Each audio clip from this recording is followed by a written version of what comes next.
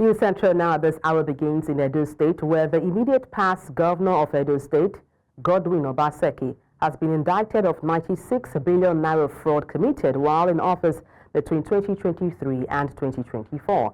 A forensic investigation of financial dealings of the immediate past government in Edo State allegedly discovered that huge sums amounting to 96 billion naira were either mismanaged and or diverted to private account.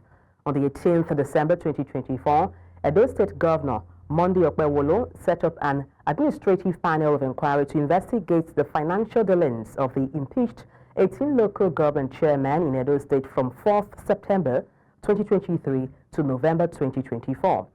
The chairman of the panel, Solomon Imohiosen, while submitting the report and recommendations to the governor, Kolawole, over the weekend, disclosed the findings. Solomon noted that the recommendations in the report aim to address these issues and promote transparency and accountability in the local government's finances. And speaking through his chief press secretary, Fred Itwa, Governor Kolawole vowed to petition the EFCC over its findings. And out of security, where the Nigerian police says it has killed a total of 7 terrorists in recent operations across the country. Force Public Relations Officer ACP Oluwadare disclosed this in a statement issued on Sunday. ACP Adejobi noted that 23 firearms and assorted ammunition were also recovered by the men of the force in the operations. He said the operations were part of efforts to dismantle criminal network and enhance internal security.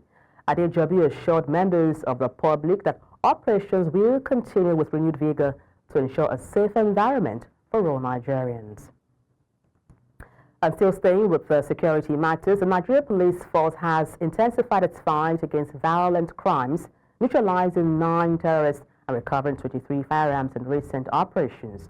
On February 14th, police in Kebbi State rescued a kidnapped victim after a gun battle in Tundefari Forest.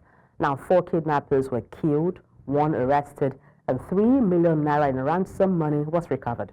In Imo State, security forces raided an IPOB ESN camp on February 8th, eliminating 2 kingpins and seizing weapons.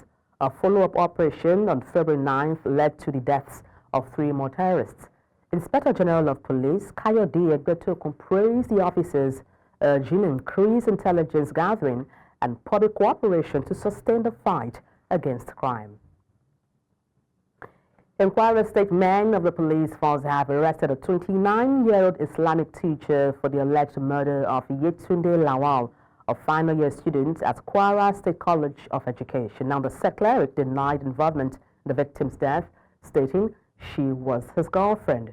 According to him, Yetunde had mentioned attending an event at 1 p.m. that day but returned after 3 p.m.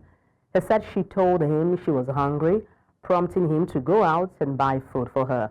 However, upon his return, he allegedly found her gasping for breath.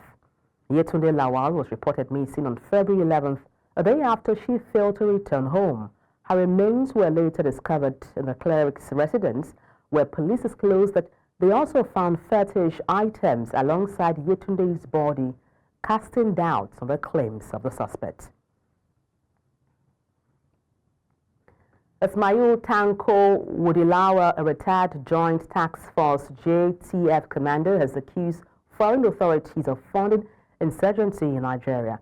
And this comes on the heels of claims by U.S. lawmaker Scott Perry that United States Agency for International Development, USAID, is allegedly sponsoring acts of terrorism worldwide, including in Nigeria. Wudilawa, who also was responding to the claims of the U.S. congressman, agreed that there are visible signs of foreign involvement in Nigeria's security crisis, particularly in the tactics and operations of Boko Haram terrorists. He noted that the insurgents possess advanced military training, sophisticated weaponry, and other forms of support that could only come through external partnerships. He called on both the Nigerian government and the party to remain vigilant and patriotic in safeguarding the lives and sovereignty of its citizens.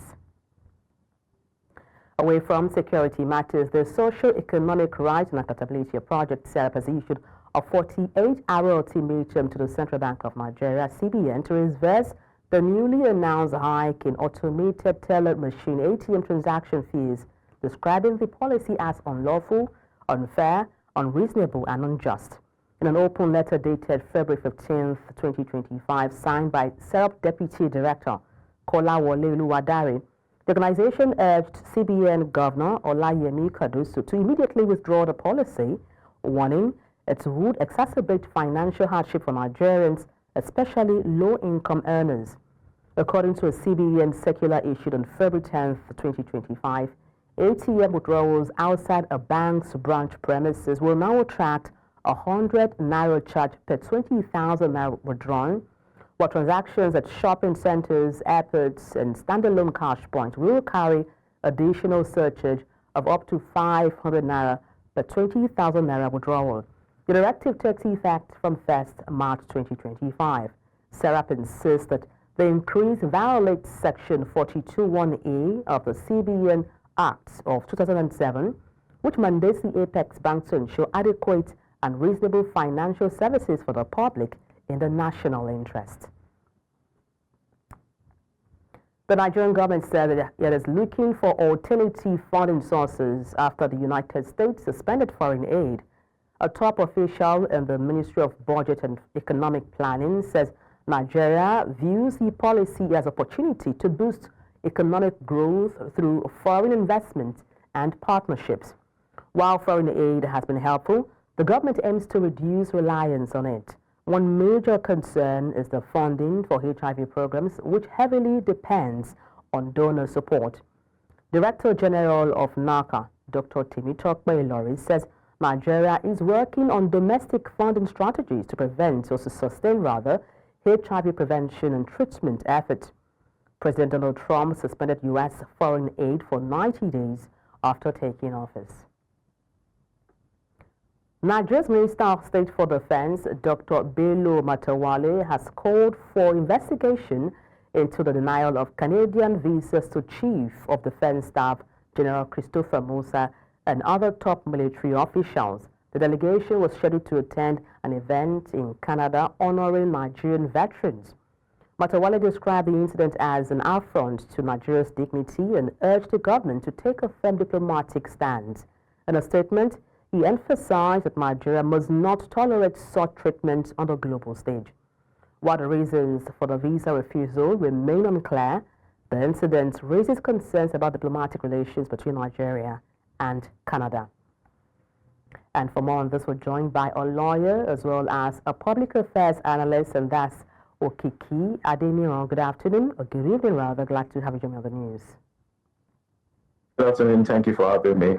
All right. What do you think could be the underlying reasons behind Canada's decision to deny visas to Nigeria's top military officials?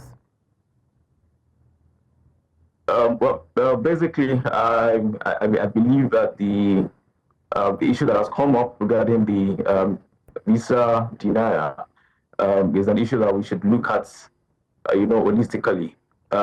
Basically, what has come up, right, hasn't been open to everyone in that sense.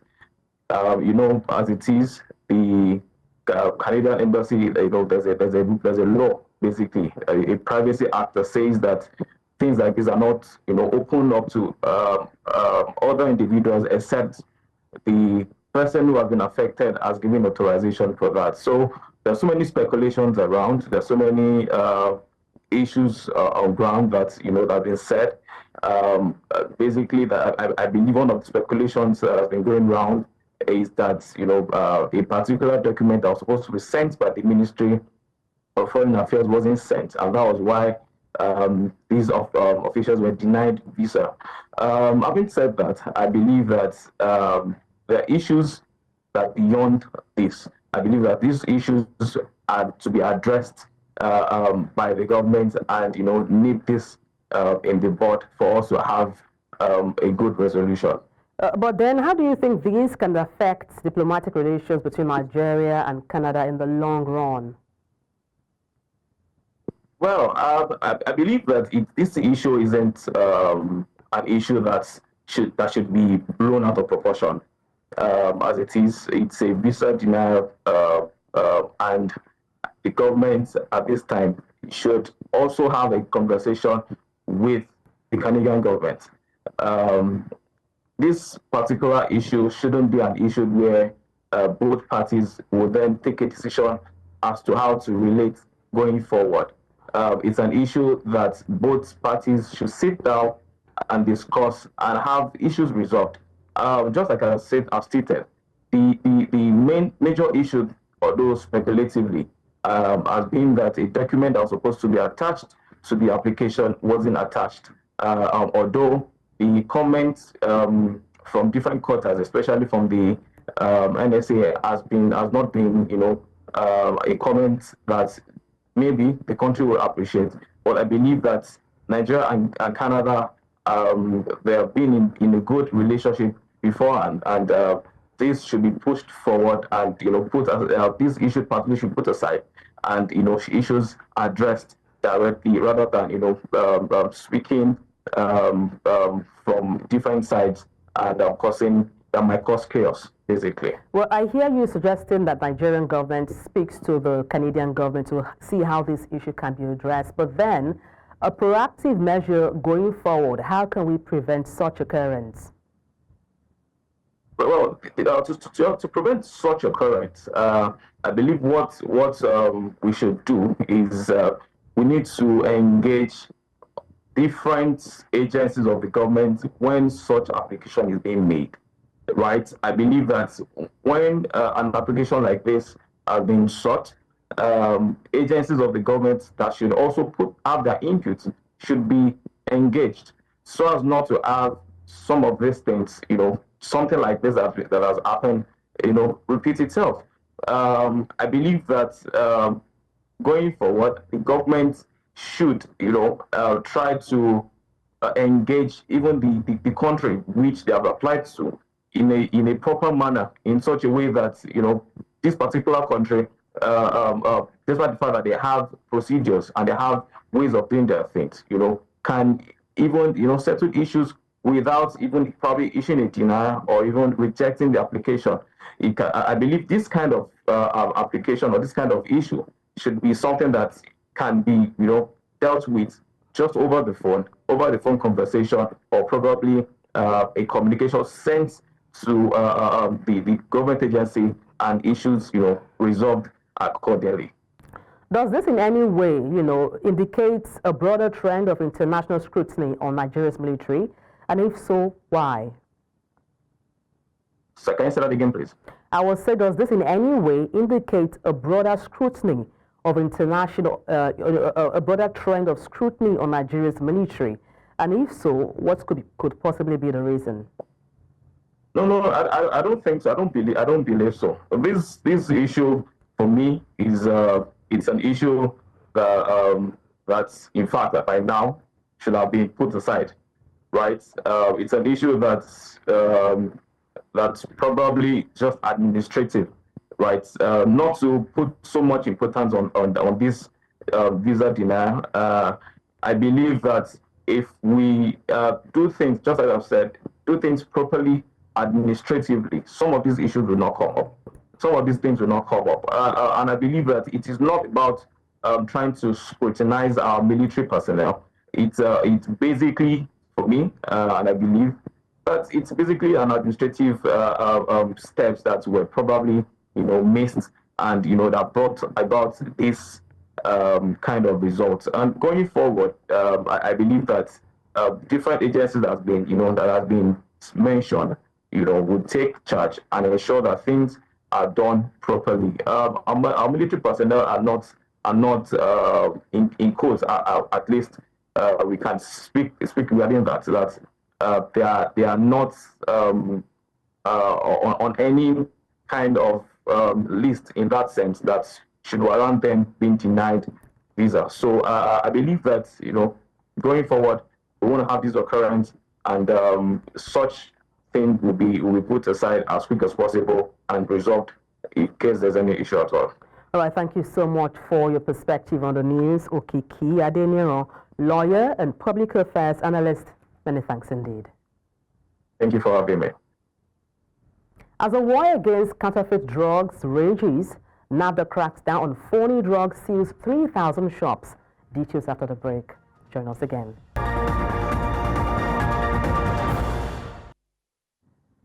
Thank you for staying tuned. Osun State Governor Ademola Adeleke and the All Progressives Congress APC are at odds over a court ruling reinstating local government officials elected under the APC. Now, at a press conference, Adeleke accused Minister Gboyega Oyetola of colluding with security agencies to enforce the ruling, calling it a plot to destabilize the state. He insisted the ruling lacked legal grounds. In response, the Osun's APC dismissed the claims as blackmail, urging Adeleke to seek legal redress. Spokesperson Kolawole said the reinstatement was lawful and must be upheld. Both sides remain firm, raising tensions over the enforcement of the judgment. Former Kaduna North Senator Suleiman Uthman Hunkoyi has urged Northerners not to be swayed by politicians working against President Bola Ahmed Tinubu ahead of the 2027 election. Hunkoyi, who recently defected to the APC, was reacting to remarks by former Kaduna Governor Nasir El-Rufai. He said the North cannot afford to oppose Tinubu's leadership. At a mega rally in Kaduna, Governor Obasani welcomed over 200,000 defectors into the APC, assuring them of equal rights. He emphasized the party's growing popularity and pledged inclusive governance. Key political figures, including former Governor Muktar Yero and Senator Shehu Sani, were among those who joined the ruling party.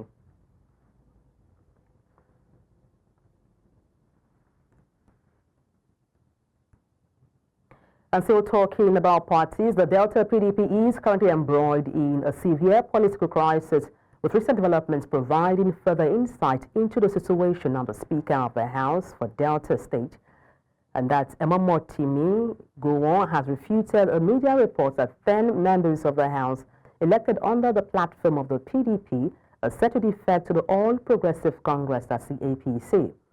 News Center's correspondent Austin Ozu, who is monitoring the unfolding political developments in the oil-rich Niger Delta State, completes the report. The PDP in Delta State seems not to have put its house in order, following the internal crisis that rocked the party after Senator Ned Nwoko, a member representing Delta North Senatorial District in the National Assembly, defected from the People's Democratic Party to the All Progressives Congress, citing irreconcilable divisions and fractionalization within the party.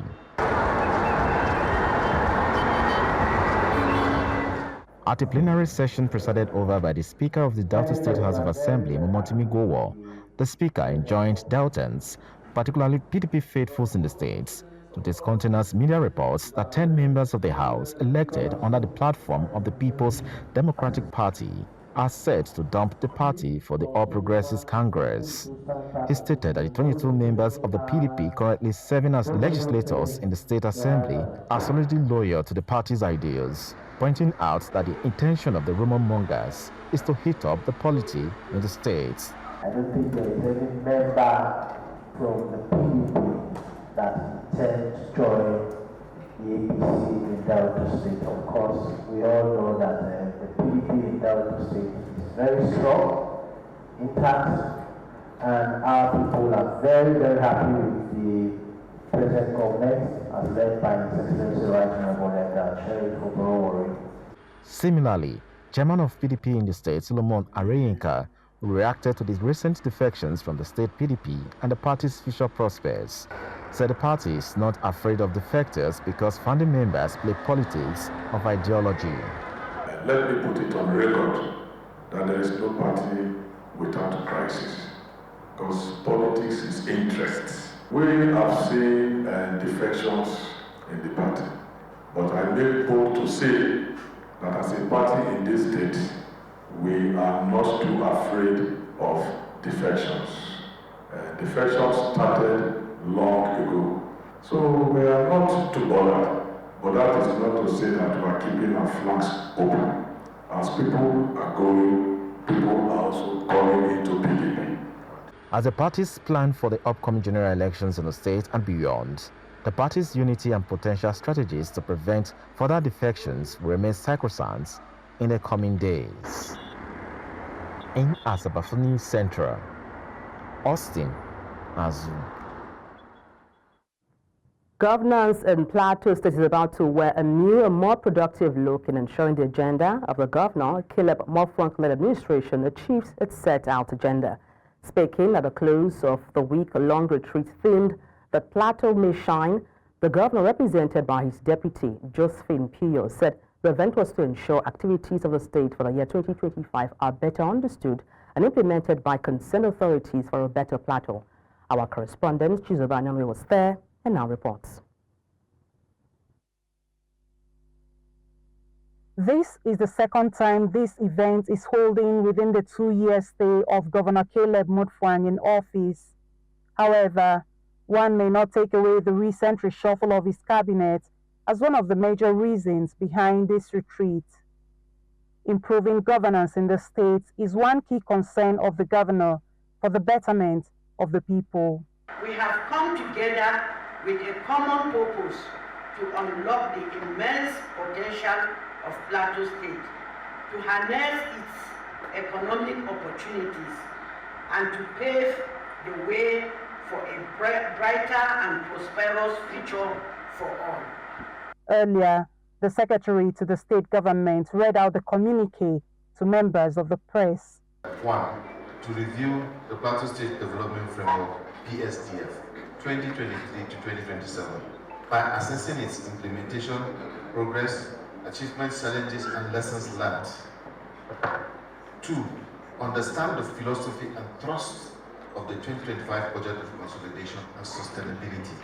Commitment and steadfastness are among the values that will bring about sustainable development that will transcend into a better life for the people of Plateau State.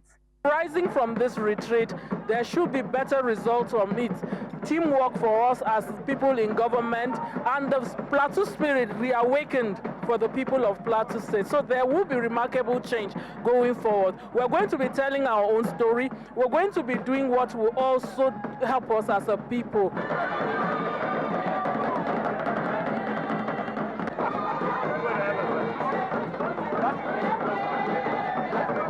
That was a bit of entertainment at the end of the retreat.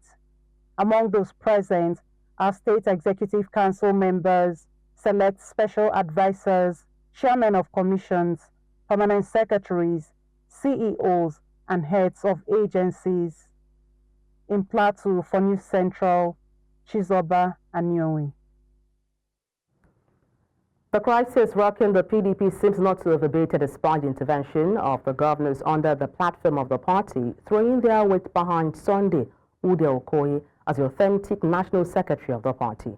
A faction of the party, loyal to the embattled national secretary, Samuel Anyanwu, has rejected the decision of the PDP Governors Forum, saying it runs contrary to the party's constitution and does not recognize a valid court ruling on the matter, which earlier called for a stay of execution.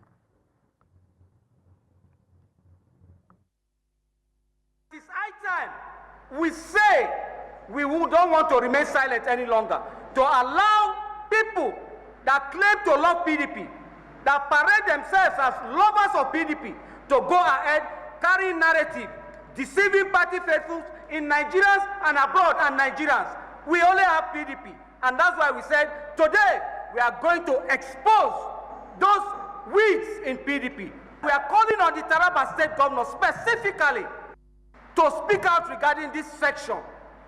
He was the state chairman of PDP, contested, won the primary, contested the governorship, won the election. He still remained the chairman, functioning as the state chairman.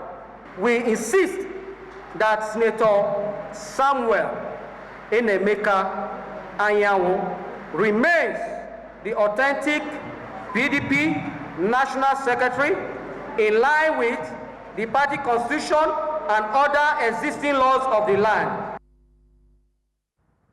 Pan-Igbo groups led by Anya Ndigbo have paid tribute to late Afenifere leader Chief Ayo Adebanjo. The groups in a joint statement described Adebanjo as a leader whose dedication to justice and equity shaped the moral compass of Nigerian society. They acknowledged Adebanjo's principles of fairness as a major attribute that earned him the respect of those who value the common good over personal or ethnic interests. The tribute also highlighted Adebanjo's ability to remain a beacon of wisdom and integrity despite the challenges of ethnic divides in the country. The tribute read in parts, "God bless him with a long life. He used it to do God's work by speaking the truth without being compelled or induced to." Chief Adebanjo, it was noted, could have also chosen to remain silent in his later years, but he chose to continue advocating for what was right, even in the face of adversity.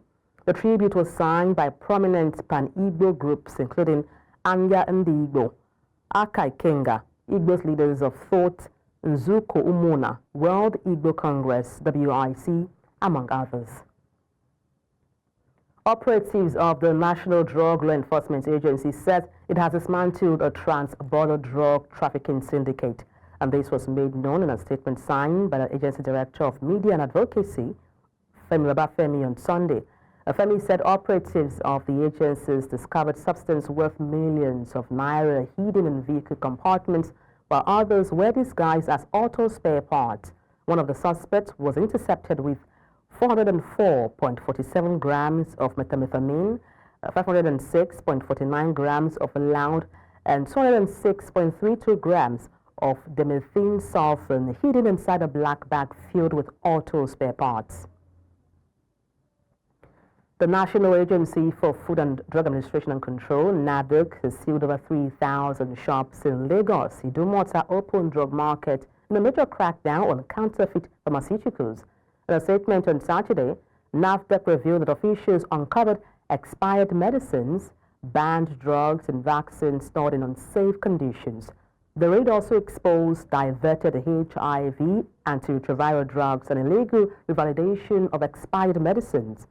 12 truckloads of illicit drugs were seized as part of NAFDAC's renewed efforts to clean up Nigeria's drug market. Now, the agency says it remains committed to protecting public health by eliminating dangerous and counterfeit medications from circulation. The collection of discarded mineral and plastic water bottles is a job filled with hazards, yet many young Nigerians now rely on scavenging for these items to survive. In this report, our correspondent, Eden Joseph, paid visits to several scavenging sites to highlight some of the struggles these young citizens face on a daily basis. In the heart of Abuja's dump site, where most people see only waste, some find treasure and a means of survival.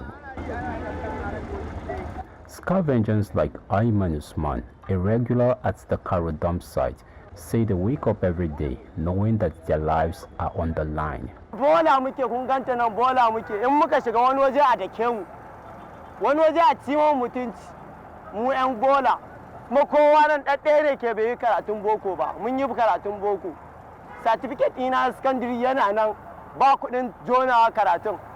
Despite the stigma associated with scavenging in Nigeria, it remains a multi-million naira industry, employing thousands of young people. But for some of them, like Ayman, every day is a fight for survival. Scavenging involves collecting and repurposing discarded materials such as plastic bottles, biscuit cartons, aluminium scraps, and copper, all expected to be recycled. A rana bai wuce ka samu 2,000, 3,000 zuwa dai in ka last shine 5,000. Ka samu sosai na abinci ne kadai ake samu. Kuma haka muke wahala muna dan yin aikin dan mu kare mutuncin kanmu. Beyond hunger, Ayman says he faces violence, false accusations, and life-threatening attacks as he is stigmatized by society and branded as a thief. These scars on his leg are a reminder of the dangers of the job. Wannan aikin na ji shi, aikin bola, ga wani nan, a aikin bola aka ji shi. Muna shan wahala wannan aiki. With scavenging now restricted to dump sites in the Federal Capital Territory, Ayman is calling on the government for support. Muna son gwamnati ta taimaka mu, ta samu mu aikin yi, baccin aikin yi, da buɗa mu karatun da muke yi, a taimaka a biya mu ci gaba, sannan baccin karatu, ba wa'anda ba su lafiya a gina musu asibiti mai kyau sannan abinci ya yi sauki mu dama ko mu ci dama yanzu talaka ko ya ce koshi ya zauna lafiya shine dar. For now, Iman and thousands of other scavengers continue their daily struggle, turning waste into wealth as the only means of survival against all odds. In Abuja for News Central, Idong Joseph. A district head tussle in the Takalafia community, located in the Cairo local government area of Nasarawa State, north-central Nigeria, has left several properties vandalized, with many in the community sustaining various degrees of injuries. Now, residents who spoke to News Central Television said the incident began as disagreement over the district head position in the community and further escalated into chaos as involved parties threw all caution to the wind, taking the laws into their hands. Our correspondent Joshua Marai paid visit to the community and now tells us more. Jubilation over the position of the district head of Takalafia as supporters expressed themselves with a dance. However, just a few hours ago, the sight of vandalized homes littered with stones was clearly visible as residents tell story of the incident which left many injured. The newly Topan district head recounts the lingering dispute between him and an aggrieved ward chief. When they inviting us for my election, I'm unopposed, nobody is contesting with me. So when we go for the election, one man in this village organized people. So when he organized people, when they start election, he's starting fighting Kingsmaker. He says that the disagreement has led to multiple court cases, all of which he claims to have won. We win the court in customary court. It's not to court to Marabana or again High Court. When he took court to High Court again, we do the case since that license, and this year they ruled the case yesterday. After ruling, they now called me to coordinate me for the district of Takalafia. This stone, like many others you see here, all tell a story of what transpired in the Takalafia community of the Cairo Area Council in Nasarawa State. What initially started off as a disagreement between parties in this community over the post of the district head gradually transitioned into a chaotic incident that led to the vandalization of several properties with many others injured. We spoke to the ward chief, who shared his own side of the story. If he said the election come by unopposed, he didn't say the truth. Because I am the chief of the community, I'm expecting myself to be the district head. The election is coming on tomorrow. They serve me by 3 or 4:30 in the evening that there is election tomorrow. I disagree with that. They went and do it. I sued them to court. He dismissed the current district head's claim of winning in court. They don't want anything because they do the election urgently. And I went as an emergency to the customary court to restrict them to not continue. And magistrate court cannot handle the chieftaincy matter. So that yesterday, the judge now pronounced that the order he gives to not continue, it stepped down the order. That's why he warranted them to go and to ban him that yesterday. So the case is still pending in the court. He alleged that while returning to the community with security personnel, the district head and his entourage attacked his household, throwing stones they had brought in their vehicles. When they are thrown stones like this, that's how this man, before he get up, he hear "pah" for face. With peace now restored in the community, the dispute over the district head position is expected to once again be resolved in court, as the case is currently before Lafia High Court. In Nasarawa for News Central, I am Joshua Imarai. Coming up, African Union urges immediate action against M23 rebels. These and more shortly. Join us again.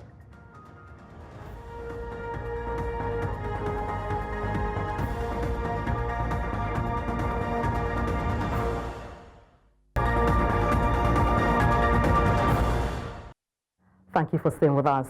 The African Union, AU, has called for the immediate removal of M23 rebel group and their supporters from all towns and cities in eastern DRC, including Goma Airport. Bankole Adeoye, the AU's Peace and Security Commissioner, emphasized the need to prevent balkanization of eastern DRC. The statement comes after M23's recent capture of Bukavu, the country's second largest city, escalating concerns over regional stability. The AU's call underscores the urgency for coordinated international response to halt the advance of the M23 rebels and restore peace in the region. We'll take you now to Addis Ababa, Ethiopia, where the 38th Extraordinary African Union Summit is nearing its end. The summit is crucial as delegates convene to discuss a critical theme that has sparked intense debate across the continent: reparatory justice and racial healing. The African Union's theme of the year 2025 seeks to address the historical injustices faced by Africans and people of African descent.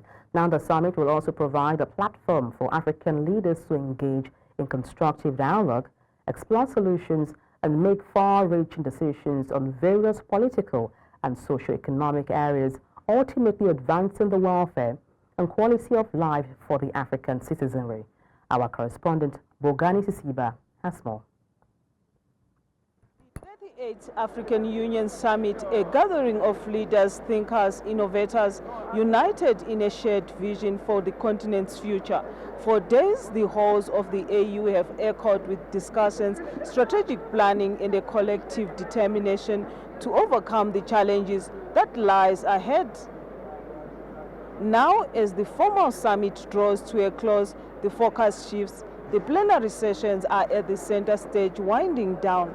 Another significant development to emerge from the summit is the election of the Botswana President Duma Boko as the new chair of the African Leaders Malaria Alliance. His leadership will be crucial in guiding the continent towards the ambitious goal of malaria eradication.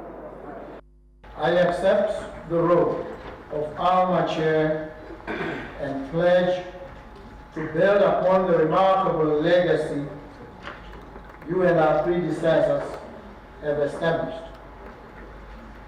Excellencies, ladies and gentlemen, as I step into this role, I am acutely aware of the immense responsibility ahead. As ever, peace and security remain paramount.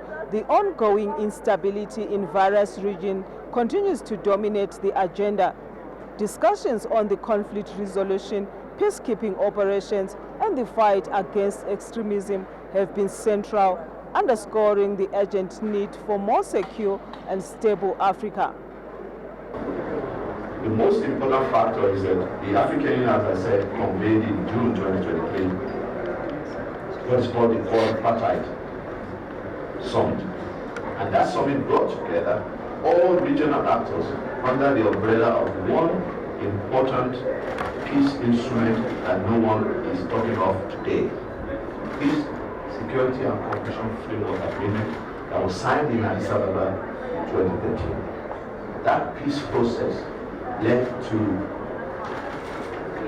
making sure that M23 and all the negative forces in DRC were virtually inactive for almost a decade. The energy sector also took the center stage.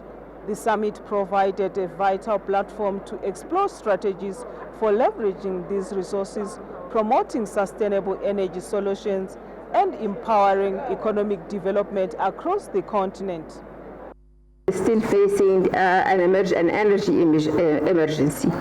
And as you very well know, Africa is particularly suffering from energy poverty across the continent, whether it's in terms of electrification, in terms of viable grids, or in terms of clean cooking. this department, in addition to the projects that we have implemented through PIDA for electricity, we have established since 2017 the African Renewable Energy Program, and the program has compiled and scrutinized a number of projects in renewable energy across the continent. With a new administration at the helm, the continent watches expectantly, eager to see how the new leadership will address the urgent issues of peace, security, and economic development. As the African Union Summit comes to an end, the work continues. The unwavering belief in Africa's potential and the relentless pursuit of a brighter future will endure. In Addis Ababa, Ethiopia, for News Central, I am Bongani Sizeba.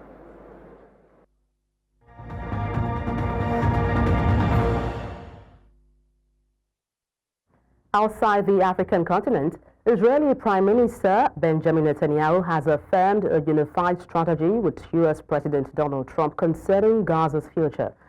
Following a meeting with U.S. Secretary of State Marco Rubio, Netanyahu stated that they have a common strategy which includes when the gates of hell will be open, as they surely will if all hostages are not released until the last one of them. Netanyahu discussed with the Secretary Rubio on Trump's bold vision for Gaza and how to work together to ensure that the future becomes a reality. President Trump's proposal involves the U.S. taking control of Gaza and relocating its more than 2 million residents, a plan that has faced significant international criticism. President Trump and I are working in full cooperation and coordination between us. We have a common strategy, and we can't always share the details of this strategy with the public, including when the gates of hell will be opened, as they surely will if all our hostages are not released until the last one of them.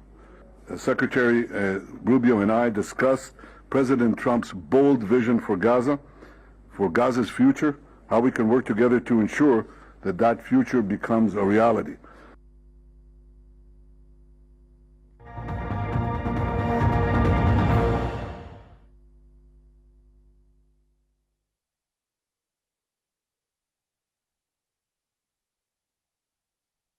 In the world of sport, a heated match between the United States and Canada erupted into chaos during the four nations face-off, with 3 fights breaking out within the first 9 seconds of play at Montreal's Bell Centre.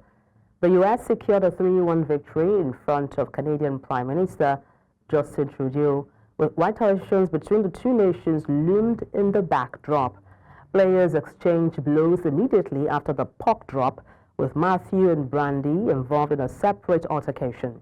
The game marked the first international showdown for top NHL players in a decade. Now the U.S. secured a spot in the final, while Canada faces Finland next.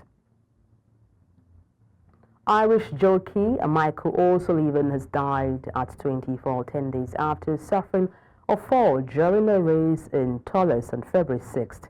The Irish Horse Racing Regulatory Board confirmed his passing on Sunday morning.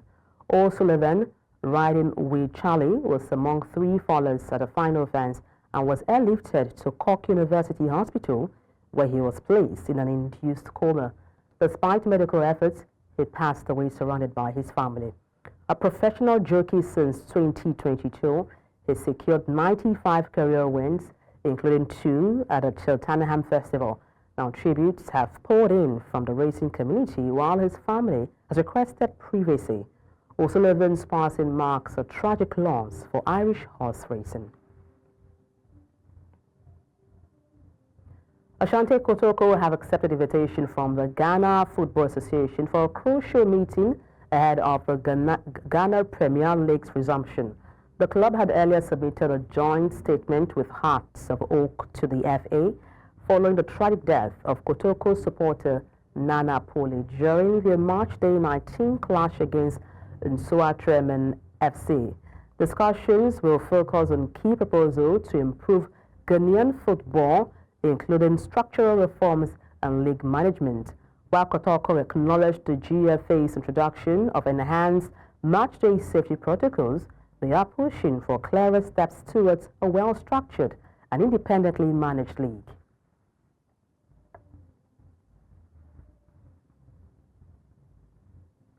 And that's all on the news. Let's take a look again at some of the major stories.